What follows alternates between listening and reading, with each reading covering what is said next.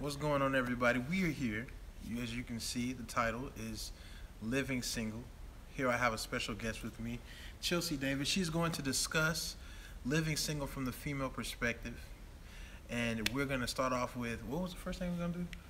I think we were going to talk about dating in 2017, expectations versus reality, because it's a struggle. What is your expectation versus reality? So my expectations, it might be kind of corny. Like, a big thing I was talking to you about is the way a guy asks me out.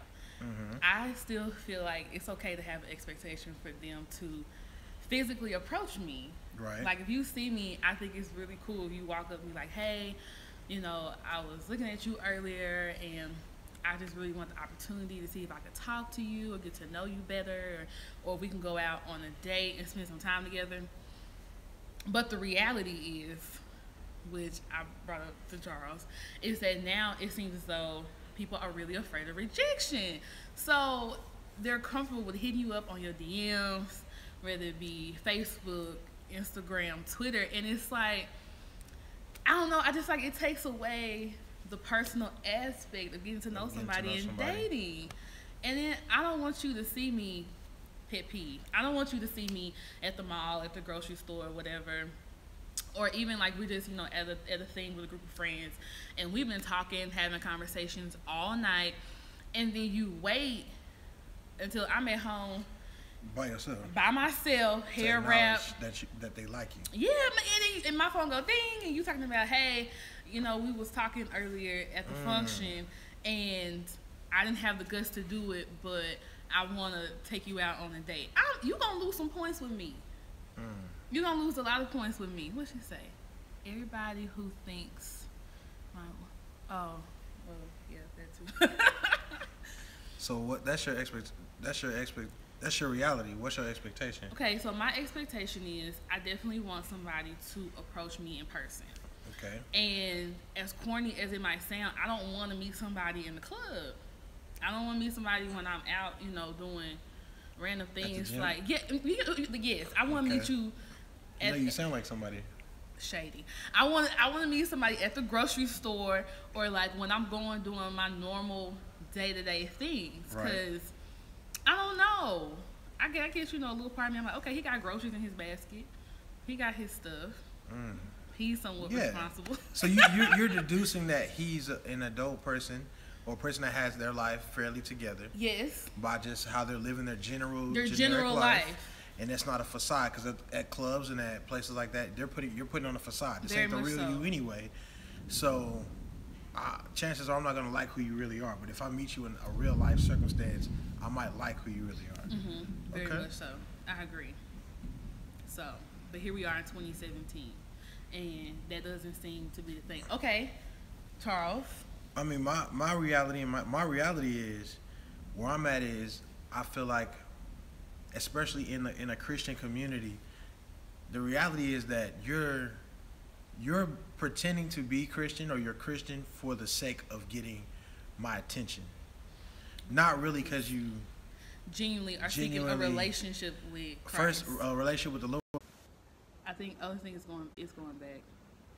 It might. Ooh. All right, I don't know if we cut it off or not, but yeah, I really don't feel like you are.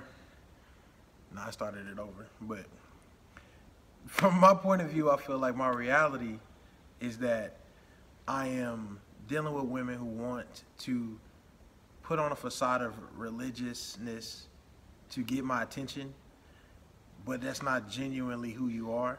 So because I'm in a lot of Christian type environments and circles, these girls are putting on these facades like, oh, I go to Bible study and I'm extra, I read my word, but from what I see at the Bible study, you still dress like a thought. You just a Jesus thought. You a Jesus hoe. So I know I'm probably gonna get the same things I would get from a regular hoe, but just wrapped in Jesus wrapping paper. So not wrapping. That's what the reality is. Most people talk like about the celibate life or not having a sex life, but then once you get on the phone, that is not true. It's They're like not really. that's not really what it is. That's not really what they want. And I'd be cool if you were honest and say, okay, I love Christ, but I love having sex too, and I just that's like on the table for me. But if it's genuinely on the table for you, I want you to say, okay, it's on the table for me, instead of waiting until we get someplace that's potentially intimate, and then you reveal through actions, oh, it's on the table, and I'm gonna show you it's on the table, and now we both sitting here looking crazy. Mm-hmm. So, my expectation would be that you would just be honest. Mm-hmm. Honesty don't mean that you're going to hell, or honesty don't mean that you're not a real Christian, or that just is you just being honest. You can serve, you know, you believe Jesus Christ, you can go to heaven, believe Jesus Christ died for your sins, and still be horny and want to have sex. Like, you're not going to hell for that. So just be honest. I mean, I agree. I 100% agree. We was talking about this before. We were in a situation where it's just like, you can tell when somebody, especially with girls, maybe because, you know, obviously I'm a female too, but when you hear them talking, it's like, oh, you know, I love the Lord. And there's nothing wrong with loving the Lord. I love the Lord too. But at the same time, it's like hiding your struggles or putting on this face or this mask, like you're holier than thou, or, you know, I read my Bible 6 hours a day, 7 days a week, when in reality you're just doing that because you're trying to appeal. Catch a holy man. Yeah, you're trying to catch a holy man. And then the issue with that is that you gotta be careful that that man may not even know Christ. He like doing at the same all. thing He might be doing the same thing, like doing exactly putting what it you on doing. because he wanna A holy woman. So y'all two fake holy people trying to get together. pretending like y'all holy, but then as soon as y'all leave, y'all having sex, and then coming back to the Bible study like, oh, praise God, we're holy. we're holy. So, I mean, and then I mean, honesty, that would be the best thing. And then, like, you're breeding a culture, like we dealing with right now, like leaving a culture where there's something that's really going on, and there's something that's being portrayed. Like, the real culture is y'all out here just hacking each other, but what's being portrayed is, you know, we're all, you know, we're not having sex, and we're coming to Bible study, and we're just really good Christian And we people. have no struggles.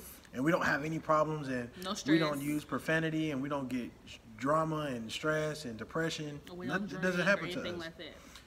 But I feel like if you go ahead and be transparent, not only is that going to help you, like, as far as like being relatable, but if you do have an issue, you can deal with it better if you know what you're walking into. Yeah, I agree. But you know how I feel about that. Honesty is the best policy in all ways. And then I think too, if you're somebody who's actively seeking Christ, and at the same time, I bring this up to Charles all the time, that I want to date, I'm single, whatever, I'm very well aware when I feel like somebody is putting on a front. Like, I can tell. And a lot of times I'm like, you really don't mean that. Like you dressing up that answer Just to make it appeal to everybody else. And I'm like, that's not honest. And really what you did was you made me look at you like, I really don't even want to talk to you or get to know you, because if you just lied in this setting about something you really didn't have to lie about. I mean, it's a waste of time. it's a waste of time. And if anything, I feel like outside of dating somebody, we talked about this before, I want to be your friend first. And the easiest way to build a friendship is being genuine with somebody. And so I feel like we're in the setting, especially with young adults or whatever have you, what group that we're in, and we create a space where it's okay and it's comfortable for you to be honest. And when you have that moment of opportunity and you choose that time not to be honest, and it's blatant, then I'm gonna be like, no, I can't trust you as a friend. I can't trust you as a person that I'm, you know, as a partner that I'm walking with in this Christ life, and I can't do it. I can't do it. And then my thing is too is that if I know I'm genuinely struggling with something, and then I hear a guy who's over there talking, and he makes it sound like he doesn't struggle with his walk with Christ, and he doesn't fall into temptation, and he doesn't, you know, whatever. Really, it makes it less appealing, because it's like I'm gonna feel like then you are not ready to even entertain anything with me, because I still got a lot going on, and I'm still trying to be a better person, and these things that I'm struggling with. So if you feel like you up here, but really you down here, but you portraying to be up here because you trying to appeal to somebody else, it's like I don't want that. And then even if you did want that because you think, oh, well, he's strong enough to assist me, the reality is he's not. He's not. And we're going to end up in a bigger issue. He set both of y'all up for failure. Yeah, because then it's going to be like you got two weak people together. Well, a weak person and a weak person that lie. So and that makes it even worse. That's even worse. But yeah, that's 10 minutes. I'm good. You know, I kind of want to talk about the whole friendship thing we talked about in the car. Go ahead. Okay. I've noticed that in today's age, it is difficult for those of the older generation to believe that people of the opposite sex could genuinely have friendships without being some sort of dating. And I'm like, I have multiple guy friends that I don't have any romantic feelings towards, but they're just genuine friends. And then people say, are y'all dating? Are y'all dating? And it's like, no, that's just someone that I'm a friend with. And so why do you think that's? I mean, older, especially minorities, older African Americans didn't have the option to fall in love and didn't have the option to, follow their dreams and be what they wanted to. They formed families to survive. I know stories of like great-great-grandpas they was getting with 14-year-olds, 13. If you can take care of her, you can have her, because that means that I don't have to take care of her no more. So if you got a job and you can afford it, take her. So those are just survival tactics to make sure that your baby was taken care of, or to make sure that you guys lived and survived. You had kids not just to have kids, but to help. It was a financial agreement. It was a financial agreement. Hey, we need somebody to help us take care of these bills. My grandmother started working at 6 years old. She was folding towels for white people on the weekend. So, though back then, they're still in that mindset. We want to make sure that you have somebody that's going to help you and have your back, and be able to help pay bills and XYZ. So they're seeing it as more of a business kind of a thing, and not the fact that we grew up being raised, and from elementary on up, you can dream, you can do what you want to. You can we grew up with Disney and Pixar and all that. So and then a lot of us had a little bit more of educational opportunities. And so when you go to school, you tend to be exposed to different cultures, different people, different ideas and thoughts, and it becomes. It's always been possible, but within your culture, to us, that I can be friends with somebody and not want to be with them. Like, I don't have to look at them like, oh, we need to start dating. I got to start planning because, that's marriage, that's extra income. And it's like, we don't think that way anymore.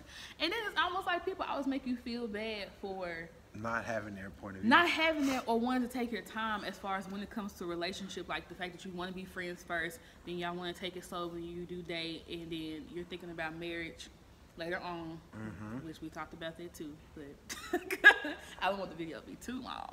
But yeah, so that's another concept, another topic.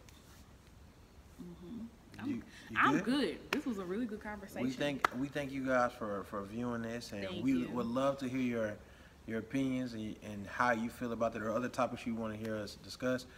Just leave them in the comments below. Please like, share, subscribe, and we'll see you guys later.